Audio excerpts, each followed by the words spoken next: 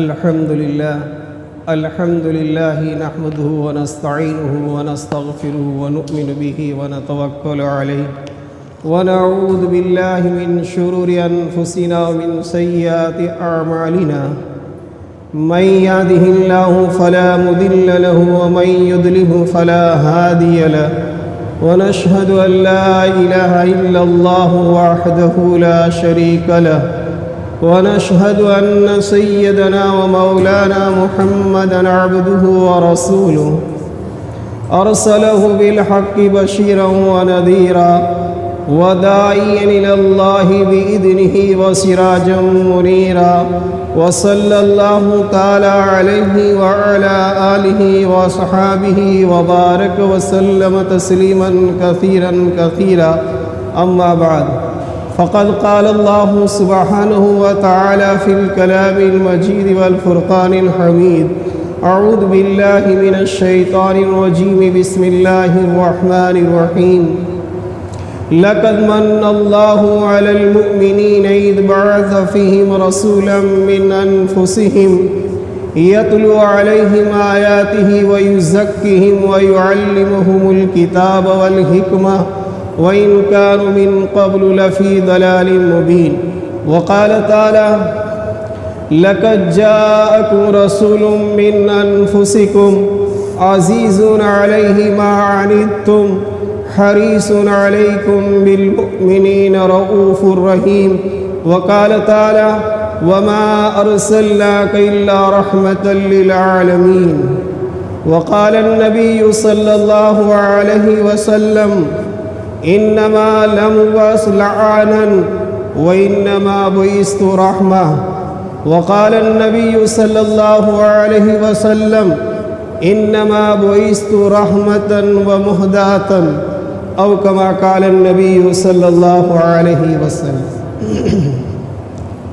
گرامی قدر سامعین، پچھلی جمعہ میں نبی پاک صلی اللہ علیہ وسلم کی محبت کے عنوان سے کچھ گفتگو اور بات چیت کی گئی تھی۔ اس وقت آپ حضرات کی خدمت میں قرآن کریم کی مختلف جگہوں سے 3 آیتیں اور نبی پاک صلی اللہ علیہ وسلم کے مقدس فرامین میں سے 2 حدیثیں پڑھی ہیں۔ آیت کریمہ میں حق تعالی شانہ وعم نوالہ مومنین پر، مسلمانوں پر اللہ تعالیٰ نے جو احسان کیا ہے اس کو اللہ نے جتلایا ہے کہ میں نے تم پر احسان کیا ہے۔ حالانکہ اللہ رب العالمین نے انسان کو دنیا میں پیدا فرمانے کے بعد ان گنت نعمتیں دی ہیں، لیکن ان نعمتوں کو دینے کے بعد کبھی اللہ نے اس کو جتلایا نہیں کہ میں نے ایسی نعمتیں تم کو دی ہیں، تمہیں احسان ماننا چاہیے، ایسا کبھی نہیں کہا۔ کتنی نعمتیں دی تو قرآن کریم میں حق تعالی شانہ وعم نوالہ نے خود فرما دیا وَإِن تَعُدُّوا نِعْمَةَ اللَّهِ لَا تُحْصُوهَا، اے میرے بندو، اگر میرے انعام کو، میری نعمتوں کو تم گننا چاہو اور میری نعمتوں کو شمار کرنا چاہو تو تم شمار نہیں کر سکتے ہو، گن نہیں سکتے ہو۔ آپ صرف ہمارا یہ چھوٹا سا جسم ہے، اس میں سے ایک یہ نعمت لے لیجئے جس سے ابھی میں بات کر رہا ہوں، بول رہا ہوں، زبان، یہ اللہ کی کتنی عظیم نعمت ہے، کبھی ہم نے سوچا نہیں ہے۔ اب اس نعمت کو آپ دیکھ لیجئے، پیدائش سے لے کر موت تک ہم جو چاہتے ہیں، جیسا چاہتے ہیں، زبان سے دھڑ سمجھ کر بول دیتے ہیں، کوئی سوچ نہیں، کوئی اس میں تکلف نہیں، دماغ میں آیا اور فوراً زبان نے کہہ دیا۔ اطاعت والی زبان ہے یا نافرمانی والی زبان ہے، اللہ کو راضی کرنے والی زبان ہے یا ناراض کرنے والی زبان ہے، اس سے جنت کا مقام ملے گا یا تحت الثری جہنم کے نیچے جانا پڑے گا، کبھی سوچتے نہیں ہیں اور بول دیتے ہیں۔ اور یہ اتنی عظیم نعمت ہے کہ جب سے ہمیں پیدا کیا ہے تب سے لے کر موت تک ہم اس کو استعمال کرتے رہتے ہیں۔ کبھی اس کے اندر کوئی آئل کی ضرورت نہیں پڑتی ہے، کبھی کوئی چیز کی ضرورت نہیں پڑتی ہے، اور دنیا کی دیگر چیزیں جو مخلوقات نے بنائی ہیں ان کو لے لیجئے، کتنا خرچ کرتے ہیں پھر بھی وہ صحیح استعمال نہیں ہوتی ہے۔ اور زبان اتنی عظیم نعمت، الغرض پورے جسم کا شمار کیجئے، مجھے اس طرف نہیں جانا ہے، لیکن صرف یہ کہنا ہے کہ اللہ رب العالمین نے بے شمار نعمتیں ہمیں دی، لیکن ان نعمتوں کو دینے کے بعد اللہ نے احسان نہیں جتلایا کہ میں نے تم پر احسان کیا ہے، میں نے تم پر احسان کیا ہے، تم میرا احسان مانو، ایسا نہیں کہا۔ لیکن دو نعمتیں ایسی ہیں کہ اللہ رب العالمین نے بندوں کو دینے کے بعد اس پر اپنا احسان جتلایا ہے، اور یہ فرمایا کہ میں نے تم پر یہ انعام کیا ہے۔ ایک تو اسلام، اللہ رب العالمین نے وہ ایسی نعمت عطا فرمائی عزیز دوستو کہ اس نعمت کو زبان پر اگر ادا کر دیا جائے اور پوری زندگی انسان کفر و شرک میں زندگی گزار رہا ہو، لیکن ایک مرتبہ کلمہ شہادت بول دیتا ہے، وہ جہنمی سے جنتی بن جاتا ہے۔ تو اللہ تعالیٰ نے فرمایا کہ اسلام جیسی عظیم نعمت تمہیں عطا فرمائی ہے، جس کو پیارے آقا نے یہ فرمایا الاسلام یہدم ما کان قبلہ، اسلام پوری زندگی کے گناہوں کو میلیامائٹ کر دیتا ہے، ختم کر دیتا ہے، منہدم کر دیتا ہے، درگزر کروا دیتا ہے، معاف کروا دیتا ہے۔ ایک تو اسلام جیسی نعمت اللہ نے ہم کو دی ہے، اور دوسری نعمت جو اس وقت مقصود ہے، اور وہ ہے نبی پاک صلی اللہ علیہ وسلم کی ذات اقدس۔ حق تعالی شانہ وعم نوالہ نے اس آیت کریمہ میں فرمایا لَقَدْ مَنَّ اللَّهُ عَلَى الْمُؤْمِنِينَ، بالتحقیق بے شک اے مسلمانوں، اے لوگوں، میں نے تم پر عظیم انعام کیا۔ کیا انعام کیا؟ لَقَدْ مَنَّ اللَّهُ عَلَى الْمُؤْمِنِينَ اِذْ بَعَثَ فِيهِمْ رَسُولًا مِّنْ أَنفُسِهِمْ، کہ تم ہی انسانوں میں سے، تمہارے ہی جیسے آدمی میں سے ایک عظیم المرتبت، ایک عظیم شخصیت رسول بھیجا ہے۔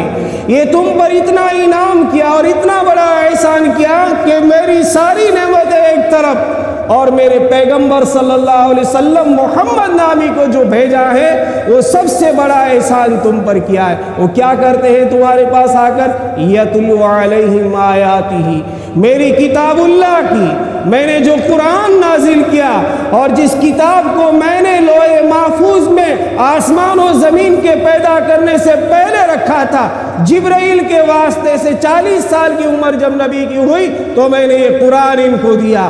ایسی عظیم المرتبہ کتاب تھی کہ جس کتاب کو آسمان و زمین کے پیدا کرنے سے پہلے اوپر پڑھی جا رہی تھی، ایسی کتاب دیکھ کر وہ کتاب لے کر محمد علیہ السلام کو بھیجا۔ وہ تمہیں کیا کرتا ہے؟ یتلو علیہم آیاتہ، تمہارے سامنے قرآن کی تلاوت کرتا ہے، آیتوں کو پڑھتا ہے۔ آج ہم نے قرآن کو چھوڑ دیا ہے، معاف فرمائے عزیزوں، ہم نے مکتب کی تعلیم کو، ہم نے دین کی تعلیم کو، ہم نے قرآن کو چھوڑ دیا ہے، دنیا کی تعلیم کو ترجیح دے رہے ہیں۔ زبان سے تو کہتے ہیں کہ بچے کو پڑھانا چاہیے، زبان سے تو کہتے ہیں کہ قرآن پڑھانا ہی چاہیے، لیکن میرا اور آپ کا عمل یہ ہے کہ قرآن کی تعلیم ضروری نہیں ہے۔ کیوں؟ اس کو سوچئے، قرآن کی تعلیم پر نہ ہم خرچ کرتے ہیں، نہ قرآن کریم پر جو خرچ کرنا چاہیے تھا اور جس خوش دلی سے کرنا چاہیے تھا وہ قرآن کی تعلیم پر ہم نہیں کر رہے ہیں۔ ہم قرآن کی تعلیم پر کون سا خرچ کر رہے ہیں؟ وہ خرچ کر رہے ہیں جو مالدار کو دیں اس نام سے تو مالدار نہ لیں، جو عزت والے آدمی کو دیں کہ یہ زکوٰۃ ہے تو زکوٰۃ نہ لے، اگرچہ وہ مستحق ہے۔ مدرسے میں کیا؟ زکوٰۃ کیا جائے گی؟ صدقہ کیا جائے گی؟ نذر کا مال، وہ مال جس کو پیارے آقا صلی اللہ علیہ وسلم نے فرمایا زکوٰۃ گسالۃ الناس، لوگوں کا میل کچلے، وہ کہاں دیتے ہیں؟ ہم مدرسے میں دیتے ہیں۔ اچھی چیزیں دینا چاہیے، اگر یہ بھی نہیں دیں گے تو مدرسے والے کریں گے کیا؟ لیکن میں عمل بتلا رہا ہوں کہ میرا اور آپ کا عمل آج کتاب اللہ کے ساتھ کیا ہو رہا ہے۔ اسکول کی تعلیم، میں خود اسکول چلاتا ہوں، آپ دیکھتے ہیں اسکول کی تعلیم کے اندر فیس دل سے بھرتے ہیں، اور جب مدرسے کی فیس کی بات کرتے ہیں، ان سب مدرسہ نے بھی فیس ہوئی، کیا وہ علماء کرام جو مدرسہ پڑھاتے ہیں ان کے بال بچے اور ان کے پیٹ نہیں ہیں؟ کیا ہم ان کو زکوٰۃ سے ہی پڑھاتے رہیں گے، زکوٰۃ سے ہی ان کی فیس ادا کرتے رہیں گے، تنخواہ دیں گے؟ مول صاحب چال سے ابھی اسکول میں فیس لے لیو، یہ میں اپنا عملی تجربہ کہہ رہا ہوں۔ اور پھر بچہ اگر کمزور ہوتا ہے اسکول میں تو ہر ماں باپ آ کر کہتا ہے کہ ان سے مدرسانی تعلیم تو ٹھیک پڑھی، اسکول میں تھوڑی کمزوری چھے، جو انہیں ٹیوشن نہیں ضرور ہوئے نا تو ٹیوشن بھی آپ جو ہمیں ٹیوشن نہیں فیس دے سکتے، اسکول کی فیس مہنگی، ٹیوشن کی فیس بھی دیتے ہیں۔ اور مدرسے میں کبھی پوچھتے تک نہیں کہ مولوی صاحب یہ صحیح قرآن نہیں پڑھ رہا ہے، مولوی صاحب یہ یاد نہیں کر رہا ہے، مولوی صاحب یہ لکھ نہیں رہا ہے اردو، کبھی آج تک مجھے معلوم نہیں ہے کہ کسی نے ایسا پوچھا ہو۔ یہ ہمارا عمل کیا بتلا رہا ہے؟ یہ میں آپ کو کہہ رہا ہوں، زبان نہیں، عمل کیا بتلا رہا ہے؟ عمل یہ بتلا رہا ہے عزیز دوستو کہ قرآن کی تعلیم کا جو حق تھا وہ حق ہم سے ادا نہیں ہو رہا ہے۔ اور اللہ تعالیٰ احسان امت پر جتلا کر، مسلمانوں پر جتلا کر یہ کہتے ہیں کہ میں نے جس نبی کو بھیجا ہے وہ سب سے پہلے تمہارے اوپر کام کیا کرتے ہیں، یتلو علیہم آیاتی، میری کتاب کی تلاوت کرتے ہیں، میرا قرآن تمہیں سناتے۔ اور وہ قرآن کی کتنی عظمت بتلائی تو اپنے شاگرد ارشد حضرت ابو ہریرہ رضی اللہ تعالیٰ عنہ سب سے زیادہ مرویات احادیث کے باب میں تقریباً 6000 کے قریب 5000 سے زائد حدیثیں حضرت ابو ہریرہ رضی اللہ تعالیٰ عنہ سے مروی ہیں۔ جتنا اس امت پر ابو ہریرہ کا حدیث کے باب میں احسان ہے، کسی کا اتنا احسان نہیں ہے۔ اپنے شاگرد ارشد کو ابو ہریرہ کو بلا کر کہا، یا ابا ہریرہ، اے ابو ہریرہ میرے پاس آؤ۔ پھر کیا کہتے ہیں اللہ کے نبی صلی اللہ علیہ وسلم؟ سوچو، یا ابا ہریرہ تعلم القرآن وعلمہ، اے ابو ہریرہ خاص تجھے ایک نصیحت کرتا ہوں، خاص ایک بات تجھے بتاتا ہوں۔ یا رسول اللہ کیا بات ہے؟ فرمائیے۔ آپ نے 2 چیزیں بتلائی، علم القرآن تعلم القرآن وعلمہ، اے ابو ہریرہ قرآن کو خود سیکھو اور دوسروں کو سکھاؤ۔ حالانکہ اتنی مرویات اور بہت بڑے محدث ان کو بلا کر دوسری چیزوں کی طرف توجہ نہیں دلائی، صرف واحد اگر توجہ دلائی تو فرمایا ابو ہریرہ تعلم القرآن وعلمہ، قرآن کو پڑھتے رہنا، سیکھتے رہنا اور سکھاتے رہنا، 2 چیزیں فرمائے۔ اور اس کے بعد آپ نے آگے ان کو کیا کہا کہ یا ابا ہریرہ ولا تزال كذلك حتى يأتيك الموت، اور تو اس حال میں پوری زندگی پڑھتے پڑھاتا رہا، قرآن سکھاتے رہا اور قرآن پڑھاتے رہا، حتی یاتیک الیقین، یہاں تک کہ تیری موت آ جائے۔ آپ نے یہ کہا کہ اس زندگی کو اہم، اس مقصد کو اہم بنا لینا، کہیں یہ نہ ہو کہ دنیا کے جھنجھوڑے اور دنیا کے فتنے اور دنیا کے جھمگٹے اور دنیا کی چیزیں آپ کو کہیں قرآن کی تعلیم سے محروم نہ کر دے، کہیں فقر و فاقہ، کہیں کم تنخواہیں، کہیں مجبوریاں، کہیں حالات، کہیں بھوک، کہیں بیماریاں۔ ابو ہریرہ یاد رکھنا یہ چیزیں آپ کو قرآن سے نہ ہٹائے، وَلَا تَزَالُ كَذَلِكَ حَتَّى يَأْتِيَكَ الْمَوْتُ، یہاں تک کہ تیری موت آ جائے، اسی میں جمے رہنا۔ حالات آئیں گے، پریشانی آئیں گی، مصیبتیں آئیں گی، چونکہ دین والوں کو مصیبت آتی ہے۔ ان اشد الناس بلاء الانبیاء ثم الامثل فالامثل، سب سے زیادہ دنیا میں اگر کسی کو مصیبت آئی تو پیارے آقا صلی اللہ علیہ وسلم نے فرمایا کہ انبیاؤں کو آئیں گے، اور انبیاء کے بعد جو انبیاء سے جتنا قریب ہوگا نا ان کو زیادہ تکلیفیں آئیں گی۔ تو آپ نے فرمایا کہ لگے، پھر کیا فضیلت بتلائے تو یہ کہا آپ نے، یا ابا ہریرہ انت کذالک حتی یاتیک الموت، اور تو اسی طرح رہا کہ تیری موت آئی اور تو پڑھاتے رہا اور سیکھتے رہا، سکھاتے رہا، تو تحج الملائکۃ الی قبرک کما تحج المؤمنین الی بیت اللہ الحرام۔ اے ابو ہریرہ اگر اس حال میں تیری موت آ گئی کہ تو قرآن کو پڑھاتا رہا، تیرا مشغلہ اور مقصد یہی رہا، تو تیری قبر کا طواف کریں گے، تیری قبر کی زیارت کرتے رہیں گے فرشتے، کما تحج المؤمنون، جیسا کہ بیت اللہ شریف کا طواف کرتے ہیں، زیارت کرتے ہیں مومنین، جیسے مومنین بیت اللہ پر ہمہ وقت رات و دن طواف کرتے رہتے ہیں، کبھی بیت اللہ طواف سے محروم نہیں رہتا ہے، اگرچہ ابھی بیماری کی وجہ سے ہو گیا الگ چیز ہے۔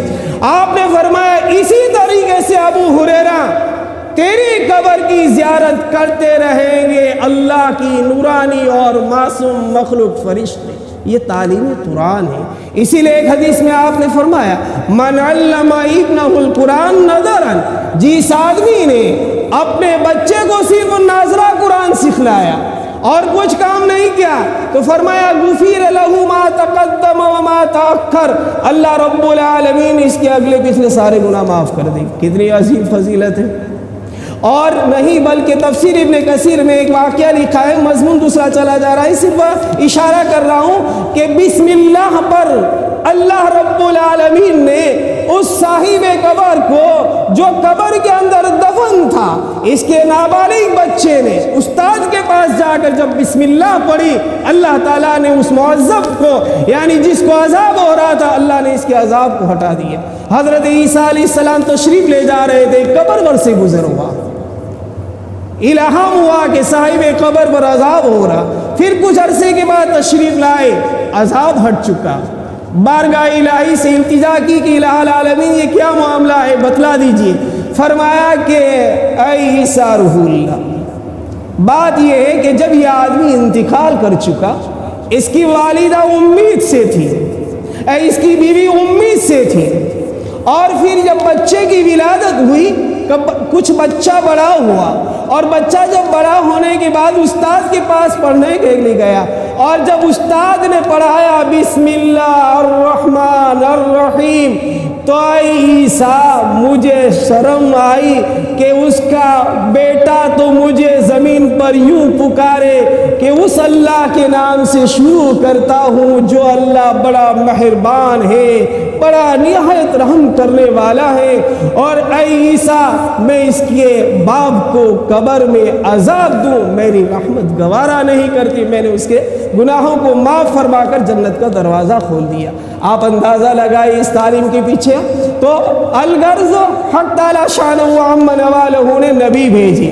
نبی نے کیا کہا یتلو علیہم آیاتہ، تمہارے اوپر قرآن کی تعلیم کرتے ہیں، تمہیں تلاوت قرآن کرتے۔ عزیز دوستو، ایسا نبی ہمیں ملا کہ جس نبی نے ہمیں صرف آخرت کی باتیں نہیں بتلائی بلکہ دنیا کی کامیابی کے راز بھی بتلائے اور آخرت کی کامیابی کے راز بھی بتلائے۔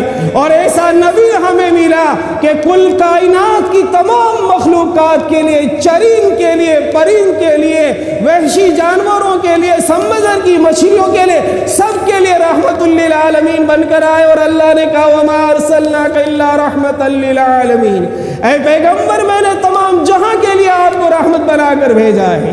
اور اس رحمت میں سے سب کو حصہ ملا، سب کو حصہ ملا۔ آپ جس وقت دنیا میں تشریف لائے، ماں کی وہ عظمت لوگ نہیں کر رہے تھے جتنی ہونی چاہیے۔ آپ علیہ السلام نے ماں کے حقوق بتلاتے ہوئے فرمایا کہ الجنت تحت اقدام الامہات، اے لوگوں سن لو ماں کے حقوق کیا ہے۔ آج ماں باپ کی نافرمانی ہو رہی ہے، ماں باپ کی خدمت نہیں ہو رہی ہے، ماں باپ کو بوجھ سمجھ رہے ہیں، تو سمجھو الجنت تحت اقدام الامہات، تمہاری ماں کے پیر کے نیچے جنت ہے۔ تم جنت میں نہیں جا سکتے، بلکہ جنت میں ہی نہیں عزیزو، دنیا میں بھی وہ آدمی سکون سے زندگی نہیں گزار سکتا ہے، خوشحالی اور امن سے زندگی نہیں گزار سکتا ہے جس نے ماں کے حقوق کو ادا نہیں کیے۔ ماں کے 3 قسم کے حقوق ہیں، باپ چوتھے نمبر پر آتے ہیں۔ تو آپ نے فرمایا کہ الجنت تحت اقدام الامہات، ماں کے حقوق تو اتنے ہیں کہ تمہاری ماں کے پیروں کے نیچے جنت ہے۔ جب تک ماں راضی نہیں ہوگی اللہ راضی نہیں ہوگا، اور جب اللہ راضی نہیں ہوگا تمہیں جنت نہیں ملے گی۔ بیٹیوں کے بارے میں کیا کہا جا رہا تھا؟ زندہ درگور بیٹی کو کر دیا جا رہا تھا، بیٹی کے حقوق کو پامال کر دیے جا رہے تھے، بیٹی کی کوئی حیثیت نہیں تھی، بلکہ جس گھر کے اندر بیٹی کا پیدائش ہوتی تھی اور جس گھر میں بیٹی پیدا ہوئی تو پورے معاشرے میں غم چھایا ہوا ہوتا تھا، اور باپ چپکے سے زندہ بیٹی کو گھڑے میں قبر کے اندر کھڈے میں گاڑ دیتا تھا۔ پیارے آقا صلی اللہ علیہ وسلم نے رحمت للعالمین نے بیٹی کے حقوق دلائے اور فرمایا کہ اے لوگو بیٹی کے ساتھ ایسا سلوک نہ کرو۔ یاد رکھو وہ آدمی جس کے گھر میں 2 بیٹیاں ہیں اور انہوں نے اس کی صحیح تربیت کی اور شادی کر دی تو جنت کے اندر میں اور وہ آدمی اس طرح ہوں گے جس طرح یہ 2 انگلیاں ہیں۔ صرف اتنا فرق ہے کہ میں نبوت والا ہوں، نبی کا درجہ ہوگا، ورنہ وہ آدمی جس نے بیٹی کی شادی کر دی اور 2 بیٹیوں کی صحیح تربیت کر دی ہمارے ساتھ جنت میں اس طرح ہوں گے۔ بیٹی کے حقوق اس طرح آپ نے دلائے، اور یہی نہیں بلکہ آپ علیہ السلام نے حقوق سمجھاتے ہوئے بتلایا کہ یاد رکھو جس گھر کے اندر بیٹی اور بیٹا ہے اور باپ کوئی چیز لے کر آئے تو پہلے بیٹی کو دے بعد میں بیٹے کو دے۔ یہ حقوق بتلائے، یہ رحمت للعالمین نے ہمیں سمجھایا۔ بیویوں کے ساتھ کیا کیا جا رہا تھا؟ بیویوں کو نہ طلاق دیتے تھے اور نہ بیویوں کو چھوڑتے تھے، بلکہ کرتے یہ تھے ان کو معلق رکھ دیتے تھے، کھانا پینا بند کر دیتے تھے اور اسی طریقے سے ان کو ایک وحشی جانور کی طرح رکھ دیتے تھے۔ یہ تو شوہر کی حیاتی میں، اور شوہر اگر کسی کا انتقال ہو جائے تو رشتہ دار کیا کرتے تھے؟ بند کوٹری کے اندر اس کو دے دیتے تھے اور کھانا بھی نہیں، وہی پیشاب وہی پاخانہ اور اسی طریقے سے مر جاتی۔ یہ بیویوں کے ساتھ تھا۔ آپ علیہ السلام نے بیویوں کے حقوق کو بیان کرتے ہوئے رحمت للعالمین کی شان نے بتلا دیا، خیرکم خیرکم لأہلی، اے لوگو تم میں سب سے بہتر وہ آدمی ہوگا جو آدمی اپنی بیوی کے لیے بہتر ہوگا، اور جو آدمی اپنی بیوی کے لیے بہتر ہے وہ دنیا میں سب سے بہتر ہوگا۔ اور فرمایا خیرکم لأہلی، میں تم میں سب سے بہتر ہوں، میں اپنی ازواج کے ساتھ امہات المومنین کے ساتھ تمہاری اچھا سلوک کرتا ہوں۔ یہ آپ نے بیوی کے حقوق بتلائی۔ عزیز دوستو، الغرض انسانوں کے حقوق صرف نہیں بتلائے بلکہ جانوروں تک کے حقوق بتلائے آپ نے، اور صرف حلال جانوروں کے نہیں حرام جانوروں تک کے حقوق بتلائے، اور رحمت للعالمین نے اپنی شان کی رحمت کا ایک ذرہ بتا دیا۔ چنانچہ ایک مرتبہ نبی پاک صلی اللہ علیہ وسلم کی خدمت میں ایک اونٹ آیا، چیختا ہوا چلاتا ہوا بلبلاتا تھا اور آنکھوں سے موسلادھار بارش کی طرح آنسو بہہ رہے تھے، ٹپ ٹپ پانی گرا رہا تھا۔ اللہ کے نبی علیہ السلام اس اونٹ کے پاس گئے، جانے کے بعد پشت پر ہاتھ پھیرا، پھر فرمایا اس کا مالک کہاں ہے؟ بلاؤ۔ مالک کو بلایا اور کہا اتقوا اللہ بہذہ البہیم، یہ مونگے جانور کے بارے میں اللہ سے ڈر، قیامت کے دن یہ جانور تیری شکایت کرے گا۔ یا رسول اللہ کیا بات ہے؟ فرمایا کہ یہ تیری شکایت کر رہا ہے کہ اس پر بوجھ زیادہ ڈال رہا ہے، اس پر وزن زیادہ ڈال رہا ہے اور اس کو بھوکا رکھتا ہے، وقت پر کھانا نہیں دیتا ہے، چارہ نہیں کھلاتا ہے، غذا نہیں دیتا ہے۔ وہ شکایت کر رہا ہے کہ اللہ کے نبی میرا مالک جو ہے مجھ پر بوجھ اور وزن زیادہ ڈالتا ہے، اور یہ ہے کہ وقت پر کھانا مجھے نہیں دیتا ہے۔ اللہ کے نبی علیہ السلام کے پاس جب یہ آیا اونٹ، شکایت کی مالک سے کی، وہ اونٹ خاموش ہو گیا۔ اور ایک مرتبہ آپ مسجد نبوی سے صبح گزرے، وہاں پر ایک اونٹ بندھا ہوا تھا، پھر شام کو تشریف لائے تو دیکھا شام کو بھی اونٹ بندھا ہوا تھا۔ آپ علیہ السلام نے کہا کہ اس کے مالک کو تلاش کرو، کہاں ہے؟ الغرض وہ نہیں ملا۔ آپ نے فرمایا کہ اے لوگو ان مونگے جانوروں کے بارے میں اللہ سے ڈرو۔ ہم لوگ جو کاشتکار اور کسان ہیں، چارہ پانی ڈالنے میں جو غفلت کرتے ہیں اس کا انجام کیا ہوگا؟ لَتُسْأَلُنَّ يَوْمَئِذٍ، قیامت کے دن اس کے بارے میں پوچھا جائے گا۔ اور یہ جانوروں کے حقوق، مسلمانوں کے حقوق اور پیارے آقا صلی اللہ علیہ وسلم کی رحمت والی ذات، میرے عزیز دوستو پوری زندگی محزون میں گزری۔ ایک مرتبہ جبرائیل علیہ السلام تشریف لائے اور حضرت جبرائیل کو غمزدہ دیکھا تو آپ علیہ السلام نے پوچھا یا جبرائیل کیا ماجرا ہے، کیوں غمزدہ ہو، کیا بات بن گئی ہے؟ خاموش رہے۔ فرمایا کہ اللہ کے نبی علیہ السلام، اللہ تبارک و تعالیٰ نے آج مجھے جہنم کا نظارہ کرنے کی اجازت دی کہ میں جہنم کو دیکھوں، میں جہنم دیکھ کر آیا ہوں اور غمزدہ ہوں۔ فرمایا بتائے ان کی نوعیت اور حالات کیا ہیں؟ تو فرمایا کہ اللہ رب العالمین نے جہنم کے 7 طبقات بنائے ہیں، اور سب سے نچلے طبقے میں منافقین ہوں گے، پھر 6ٹھے طبقے میں مشرکین ہوں گے، پھر 5ویں طبقے میں سورج اور چاند کے پرستار ہوں گے، پھر 4تھے طبقے کے اندر اللہ کے نبی یہ بت پرست ہوں گے، اور 3رے طبقے کے اندر یہود ہوں گے، اور 2سرے طبقے کے اندر عیسائی ہوں گے اور خاموش ہوں گے، نہیں بولے۔ نبی پاک صلی اللہ علیہ وسلم نے فرمایا جبرائیل پہلے طبقے میں سب سے اونچے والے میں کون ہوں گے؟ فرمایا کہ اللہ کے نبی آپ کی امت کے گنہگار لوگ ہوں گے۔ آپ کی آنکھوں میں آنسو آئے، کسی سے بات نہیں کی، آپ حجرے میں اپنے تشریف لے گئے، اللہ کی بارگاہ میں حجرے میں آہوازاری کرنے لگے، دعا کرنے لگے، نماز کا وقت ہوا، نماز کے لیے تشریف لائے، پھر کسی صحابی سے بات نہیں کی، کوئی گفتگو نہیں کی، نماز پڑھا کر پھر حجرے میں تشریف لے گئے، پھر آہوازاری کرتے رہے، اللہ سے مانگتے رہے کہ اللہ میری امت کے گنہگاروں کو بھی جہنم سے بچا لیجیے۔ پھر عصر کا وقت ہوا، پھر مغرب کا، عشاء کا، مسلسل 3 دن ہو گئے، روایتوں میں آتا ہے 3 دن ہو گئے، آپ نے کسی صحابی سے بات نہیں کی، نہ اپنی ازواج مطہرات میں سے کسی سے بات کی، اور بس رو رہے ہیں، غم زدہ چہرہ ہیں، کسی صحابی سے بات نہیں کر رہے ہیں۔ پھر صحابہ نے مشورہ کیا آخر بات کیا ہے، کس کی ہمت ہو کہ نبی پاک صلی اللہ علیہ وسلم کو پوچھے؟ حضرت ابو بکر کی کچھ ہمت بنی، اور آپ علیہ السلام جب نماز پڑھا کر تشریف لے گئے، آپ کے حجر مبارک میں گئے اور کہا السلام علیک یا رسول اللہ لبیک، اے اللہ کے رسول میں حاضر ہوں، ابو بکر ہوں۔ آپ نے سلام کا کوئی جواب نہیں دیا، تعجب پڑھ رہے، نبی علیہ السلام سلام کا جواب نہیں دے رہے۔ حضرت ابو بکر صدیق رضی اللہ تعالیٰ عنہ واپس ہو گئے اور حضرت عمر سے کہا کہ عمر آپ جاؤ، ہو سکتا ہے کہ آپ سے بات کریں، سلام کا جواب دیں۔ حضرت عمر تشریف لے گئے اور حضرت عمر سے فرمایا، حضرت عمر نے سلام کیا، السلام علیک یا رسول اللہ لبیک، اے اللہ کے نبی میں حاضر ہوں، کوئی جواب نہیں۔ تعجب، ابو بکر جیسا ابو بکر جس کو اللہ کے نبی علیہ السلام نے یہ فرمایا تھا کہ میں دنیا میں سب کے حق ادا کر چکا ہوں لیکن ابو بکر کا حق نہیں ادا کر رہا ہوں، ایسے ابو بکر سلام کر رہے ہیں، آپ جواب نہیں۔ وہ عمر کے جس کے بارے میں کہا اللہ نبی عبادی، اگر میرے بعد کوئی نبی نہیں، اگر نبی ہوتا تو یہ عمر ہوتا، اس کو بھی جواب نہیں، چلے گئے عمر۔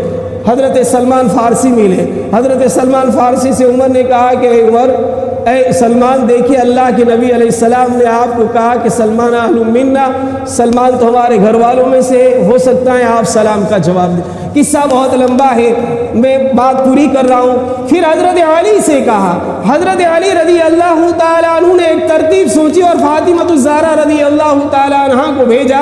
آپ علیہ السلام کی چہیتی بیٹی تھی، لاڈلی بیٹی تھی، آپ علیہ السلام کی سیدھے حجر مبارک میں تشریف لے گئی اور کہنے لگی ابا جان یہ کیا حال ہے، 3 دن ہو گئے کسی صحابی کے سلام کا جواب نہیں ہے، غمگین زدہ ہے۔ فرمایا کہ بیٹی لگتے جگر کیا کروں، جبرائیل لے آیا کر ایک بات بتا دی ہے اور یہ کہا ہے کہ محمد آپ کے امتی جہنم کے پہلے طبقے میں ہوں گے، گنہگار جہنم میں جائیں گے، اس غم کے اندر گھٹا جا رہا ہوں، اس غم کے اندر رویا جا رہا ہوں، اس غم کے اندر کوئی چیز اچھی نہیں لگتی، اور یہ کہہ کر لمبا سجدہ کر لیا اور آوازاری کرنے لے، یہاں تک کہ جبرائیل تشریف لائے اور کہا وَلَسَوْفَ يُعْطِيكَ رَبُّكَ فَتَرْضَىٰ، اے محمد اللہ تعالیٰ آپ کو میدان محشر میں راضی کر دیں گے اور اتنا عطا فرمائے گا، اتنا عطا فرمائے گا آپ جتنا چاہیں گے۔ آپ نے اس وقت سر مبارک اٹھایا۔ عزیز دوستو، ایسے نبی ہمیں ملے اور اس نبی کی شان میں اگر گستاخی ہو رہی ہو اور ہمارے دل نہ ہمیں اپنے آپ کو جھنجھوڑے اور ہمارے دل میں کوئی غم نہ ہو اور ہمارے اوپر چہرے پر کوئی آثار نہ ہو تو اس نبی کے پاس جا کر ہم کیا منہ دکھائیں گے؟ وہ محمد میدان محشر میں حضرت آدم سے لے کر عیسیٰ تک تمام کے تمام یہ کہتے ہوں گے یا ربی نفسی نفسی، یا ربی نفسی نفسی۔ میدان محشر میں حضرت آدم سے لے کر حضرت عیسیٰ روح اللہ تک کوئی سفارش نہیں کرے گا. سب نبیوں کے پاس جائیں گے, سب نبی اپنی معذرت کر دیں گے, اپنا عذر پیش کر دیں گے, اور کہا کہ آج تو اللہ کی شان جلال میں ہے. وہ خود کہہ رہا ہے لمن الملک اليوم للہ واحد القہار. آج وہ تنہ تنہا کی بادشاہ ہے, وہ تنہا کا ملک ہے. آج ہماری ہمت نہیں اس کے جلال کے سامنے. ہم کیا کریں؟ کوئی نہیں, نبی جائے گا, پیارے آقا کے پاس اخیر میں آئیں گے اور نبی پاک صلی اللہ علیہ وسلم کہتے ہوں گے یا رب امتی یا رب امتی, اے اللہ میری امت کا. الغرض یہ نبی پاک صلی اللہ علیہ وسلم کی رحمت والی شان ہے. عزیز دوستو, ہمیں کیا کرنا ہے؟ اس وقت دشمنان اسلام ہر طرح کی حملے کر رہے ہیں. آخر کا حملہ یہ ہوا کہ نبی پاک صلی اللہ علیہ وسلم کی ذات پر انہوں نے کیچڑ اچھالا, ایسے الفاظ آپ کی شان میں کہے, ایسے گستاخانہ کارٹون بنائے جو نہ زبان پر لانے جیسے ہیں نہ کہنے جیسے ہیں. اب اس کی مخالفت ہمیں کرنی ہے. ہم فرانس نہیں جا سکتے, وہ معلوم ہے ہم, لیکن کم سے کم یا رہتے ہوئے نبی پاک صلی اللہ علیہ وسلم کی محبت کے اظہار میں, آپ کے عشق کے اظہار میں یہ کیا ہے, بیت المال اور گھانچی سماج اور پورے لوگوں نے کہ پیر کے دن, سوموار کے دن پورا مانگرول بند رہے گا. تو تمام حضرات سے گزارش ہے کہ تمام کے تمام مانگرول کو پورا بند رکھنے میں تعاون اور مدد کریں, اور یہ ہے کہ ہو سکے تو اس دن روزہ بھی رکھیں اور کثرت سے نبی پاک صلی اللہ علیہ وسلم کی ذات اقدس پر درود کا نذرانہ پیش کریں, درود پڑھتے رہیں. اور جو چیزیں ہماری ضرورت کی ہیں وہ اتوار کے دن خرید لیں. دودھ مارکیٹ بھی بند رہے گی, چارہ بازار بھی بند رہے گی, سبزی مارکیٹ بھی بند رہے گی, تو اپنے جانوروں کے چاروں کے لیے, اپنی غذاؤں کے لیے, اپنی ضروریات کے لیے خرید لیں اور پورے مانگرول کو بند کرنے میں ہم سب تعاون کریں. ایک بات یہ کی گئی. دوسرا یہ کہ فرانس کی بہت سی چیزیں ملتی ہیں, ان میں سے ہم لوگ بہت سے ناواقف ہیں, خصوصاً مستورات کی چیزیں زیادہ ملتی ہیں, کریم پاؤڈر وغیرہ. تو وہ چیزوں کے نام معلوم کر کے ان چیزوں کو نہ خریدیں. ہم عزیز دوستو تجارت کے معاملے میں چوکنا ہو جائیں گے, اور فرانس کی جتنی بھی کمپنیاں ہیں, جتنی بھی بناوٹوں کی چیزیں, ٹائر بھی بنتے, آئل بھی بنتے, کریم بنتے, بسکٹ بنتے, کپڑے جوتے بنتے, بہت سی چیزیں بنتی ہیں. تو فرانس کی جو کمپنی کا مال ہے اس مال کا ہم بائیکاٹ کریں.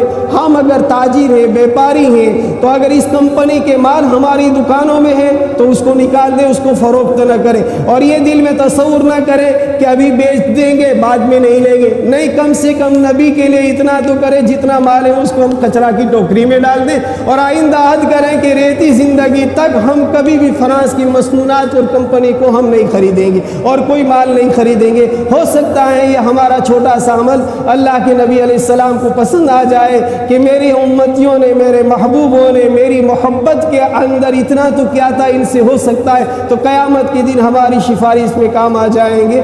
اللہ رب العالمین ہم سب کو کہی سنی باتوں پر عمل کرنے کی توفیق نصیب فرما.